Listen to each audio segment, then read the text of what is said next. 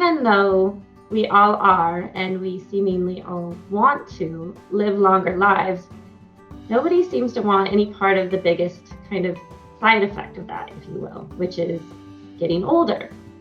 So a lot of times you hear people speaking about aging like it's a disease, and those that have reached old age as if they bear an affliction. And as we start to get closer to that age, when they're relevant, they become more salient, and this can have a lot of really kind of negative effects.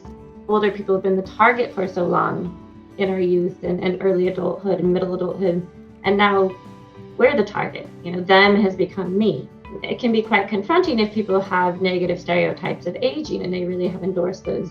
So we know that people who feel more negatively about the aging process, have more aging anxiety, view a typical older person as not well off, they have negative outcomes: depression, anxiety, stress, negative feelings, especially as they become self-salient.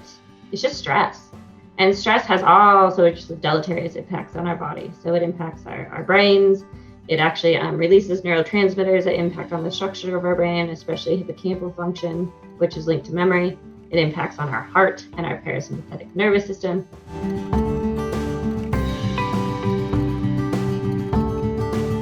We have negative stereotypes surrounding us everywhere.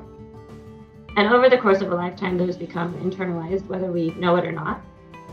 And those can lead to worse cognitive and physical health outcomes, which ultimately can kind of go back and reinforce that negative stereotype.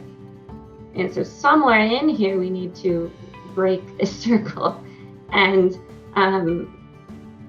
really figure out, how do we get at that insidious nature of this negative view of getting older? Like, no, it's not all rosy. Everything's not perfect. I'm not, being unrealistic, but the really negative perception that kind of jumps to everybody's mind, I think, is what I hope to change.